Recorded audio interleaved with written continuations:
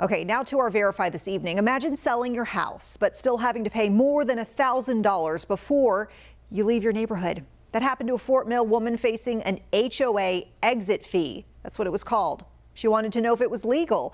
WCNC Charlotte's Megan Bragg verifying for us tonight.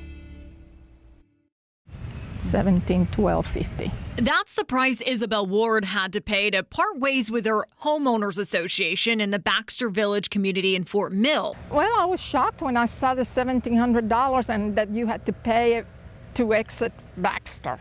You know, I'd never even heard of an exit fee. Ward lived in the community since 2014. When she was closing on the sale of her house a month ago, that's when she got an email. They sent me the closing statement, and on the closing statement, I see this fee. So Ward asked us this question. Is this legal? How can something like this be legal? Let's verify. Our source is attorney Gary Monty, partner at Monty PLLC, South and North Carolina realtor David Hoffman, president of David Hoffman Realty, North and South Carolina Law, and a statement from the Baxter Village HOA management company, Kester Management Group. Right off the bat, Monty told us in some communities, exit fees are allowed, but in others, it's illegal.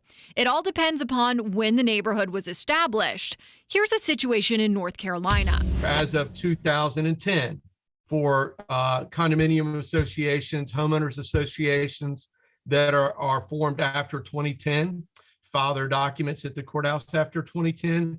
From 2010 through right now, these types of transfer fees are not legal. So if a developer built after 2010 in North Carolina, Monty says these exit fees are forbidden. However, for developers built before that, exit fees are grandfathered in. If it's an older neighborhood, older than 2010, then probably you're not protected by this statute. And I'm sorry, and you're in all likelihood, you'll be subject to whatever fee that was agreed upon at the closing table in those transactions.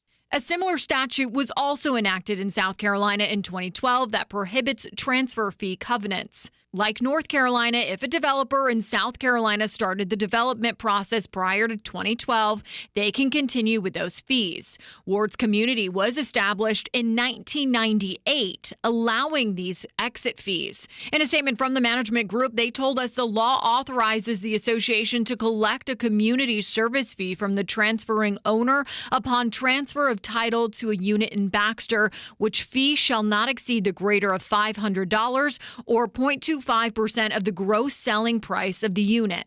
They went on to say residents are given paperwork. This information is available on their website, and it's presented at quarterly open homeowner meetings. What our firm has been doing is asking in advance of the HOA, what are the expectations of the seller at closing?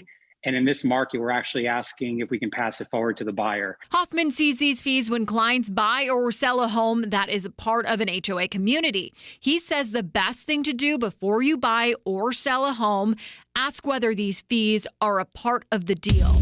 So we can verify that if a community was developed before 2010 in North Carolina or before 2012 in South Carolina, then yes, exit fees are legal. However, if a community was developed after those years in each respective state, then no, they are not legal. That's why Monty and Hoffman both tell us you should ask questions before signing and have your realtor or lawyer look over your HOA agreement. With your Verify, I'm Megan Bragg.